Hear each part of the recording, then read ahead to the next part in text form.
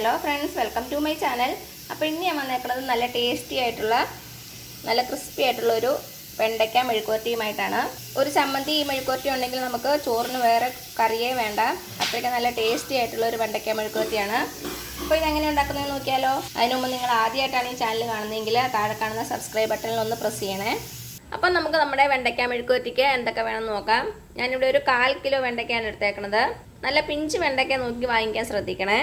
പിന്നെ നമുക്ക് ആവശ്യമുള്ളത് ഒരു 10-12 ചെറിയ ഉള്ളി, ഒരു 2-3 പച്ചമുളക്, അത് നമ്മുടെ മുളകിൻ്റെ എരിവിനനുസരിച്ച് എടുത്തോണേ. പിന്നെ വേണ്ടത് കുറച്ച് കറിവേപ്പില. പിന്നെ വേണ്ടത് ആവശ്യത്തിന് ഉപ്പും വെളിച്ചെണ്ണയുമാണ്. ആദ്യം നമുക്ക് നമ്മുടെ വെണ്ടയ്ക്ക ഒന്ന് ചെറുതായിട്ട് കട്ട് ചെയ്യാം. ഈ ഒരു വലിപ്പത്തിലാണ് കട്ട് ചെയ്തേക്കുന്നത്. ഒത്തിരി തിന്നും അല്ല ഒത്തിരി തിക്കും അല്ലാത്ത രീതിയിലാണ് കട്ട് ചെയ്യേണ്ടത്. അപ്പം എന്താ, നമ്മുടെ വെണ്ടയ്ക്ക എല്ലാം ചെറുതായിട്ട് അരിഞ്ഞു കഴിഞ്ഞിട്ടുണ്ട്. ഇനി നമുക്ക് നമ്മുടെ ചെറിയ ഉള്ളി ഒന്ന് ചെറുതായിട്ട് കട്ട് ചെയ്ത് കൊടുക്കാം.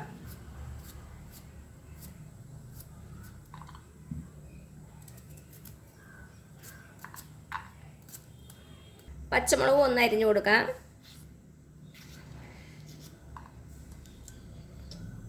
അപ്പോൾ ഇനി നമുക്ക് നമ്മുടെ മെഴുക്കുവരട്ടി ഉണ്ടാക്കാൻ തുടങ്ങാം. ഇപ്പോൾ എന്താ, ഞാനൊരു പാൻ വെച്ചിട്ടുണ്ട്. നമുക്കതിലേക്ക് വെളിച്ചെണ്ണ ഒഴിച്ചു കൊടുക്കാം. വെളിച്ചെണ്ണയിൽ തന്നെയാണ് കൂടുതൽ ടേസ്റ്റ്. ഒരു 2-3 ടേബിൾ സ്പൂൺ എണ്ണ ഒഴിച്ചിട്ടുണ്ട്. ഇനി ഇത് നന്നായിട്ടൊന്ന് ചൂടായിട്ട് വരട്ടെ. ഇപ്പം നമ്മുടെ എണ്ണ ചൂടായിട്ടുണ്ട്. നമുക്കിതിലേക്ക് ചെറിയ ഉള്ളി ഇട്ട് കൊടുക്കാം.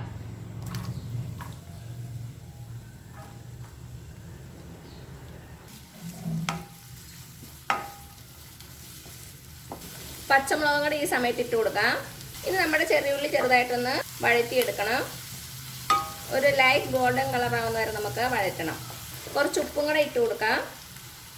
അപ്പോൾ പെട്ടെന്ന് അങ്ങ് വഴന്ന് കിട്ടും. കറിവേപ്പില ഇട്ട് കൊടുക്കുക. നമ്മുടെ ചെറിയുള്ളി നന്നായിട്ടൊന്ന് മുരിഞ്ഞ് വന്നിട്ടുണ്ട്. ഇനി നമുക്കിതിലേക്ക് വെണ്ടയ്ക്ക ചേർത്ത് കൊടുക്കാം. ഇപ്പോൾ ഹൈ ഫ്ലെയിമിൽ വെച്ചോളൂ കേട്ടോ. നന്നായിട്ട് ഇളക്കി കൊടുക്കുക. ഇങ്ങനെ ഹൈ ഫ്ലെയിമിലിട്ട് 2 മിനിറ്റ് വഴറ്റുന്നത് നമ്മുടെ വെണ്ടയ്ക്കൊക്കെ ഒരു വഴുവഴുപ്പുണ്ടല്ലോ, അത് മാറിക്കിട്ടാൻ വേണ്ടിയിട്ടാണ്. നമ്മുടെ വെണ്ടയ്ക്ക പെട്ടെന്നൊന്ന് വാടി വരികയും ചെയ്യും. ഇപ്പം എന്താ, ഒരു 2 മിനിറ്റ് ആയിട്ടുണ്ട്. അപ്പം നമ്മുടെ വെണ്ടയ്ക്കയുടെ വഴുവഴുപ്പൊക്കെ ഒന്ന് പോയിട്ടുണ്ട്. ഇനി തീ കുറച്ച് വെച്ച് നമുക്ക് നമ്മുടെ വെണ്ടയ്ക്ക ഒന്ന് ഫ്രൈ ചെയ്തെടുക്കണം. നല്ല ക്രിസ്പി ആയിട്ട് വരണം. ഇടയ്ക്കിടയ്ക്ക് ഒന്ന് ഇളക്കി കൊടുത്താൽ മതി. ഇനി ഇതിലേക്ക് നമുക്ക് നമ്മുടെ വെണ്ടയ്ക്കയ്ക്ക് ആവശ്യമായിട്ടുള്ള ഉപ്പ് ചേർത്ത് കൊടുക്കാം. നമ്മൾ നേരത്തെ ഉള്ളിക്ക് കുറച്ച് ഉപ്പ് ഇട്ടിട്ടുണ്ട്, അതനുസരിച്ച് ഇടണേ. അപ്പം നമ്മുടെ വെണ്ടയ്ക്ക ഒന്ന് നന്നായിട്ട് മുരിഞ്ഞ് വരട്ടെ. എപ്പോഴും ഇളക്കണ്ട, ഇടയ്ക്കിടയ്ക്ക് ഇളക്കി കൊടുത്താൽ മതി. ഇപ്പം എന്താ, നമ്മുടെ വെണ്ടയ്ക്ക ചെറുതായിട്ട് മുരിഞ്ഞ് വരുന്നുണ്ട്. കുറച്ച് നേരം അവിടെ ഒന്ന് വെയിറ്റ് ചെയ്യാം കേട്ടോ.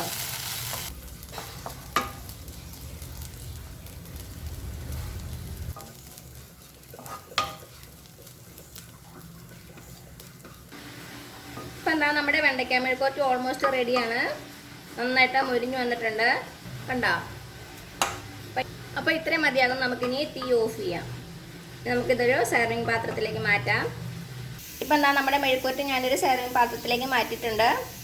അപ്പം നല്ല ടേസ്റ്റി ആയിട്ടുള്ളൊരു മെഴുക്കുവരട്ടിയാണിത്. എല്ലാവരും ഒന്ന് ട്രൈ ചെയ്ത് നോക്കണം. എന്നിട്ട് അഭിപ്രായങ്ങളൊന്നും അറിയിക്കാൻ മറക്കരുത്. ഞാൻ നേരത്തെ 2-3 വെണ്ടയ്ക്കയുടെ റെസിപ്പീസ് ഇട്ടിട്ടുണ്ട്. അത് കാണാത്തവരൊന്ന് കണ്ടു നോക്കണേ. ഞാൻ അതിൻ്റെയൊക്കെ ലിങ്ക് ഡിസ്ക്രിപ്ഷൻ ബോക്സിൽ ഇട്ട് തരാമേ. അപ്പോൾ ഈ വീഡിയോ ഇഷ്ടമാവുകയാണെങ്കിൽ സബ്സ്ക്രൈബ് ചെയ്യാൻ മറക്കുക. അതേപോലെ തന്നെ ലൈക്ക് ചെയ്യാനും ഷെയർ ചെയ്യാനും. അപ്പോൾ ഇനി പുതിയൊരു വീഡിയോ ആയിട്ട് വരുന്നവരേക്കും thank you so much. By.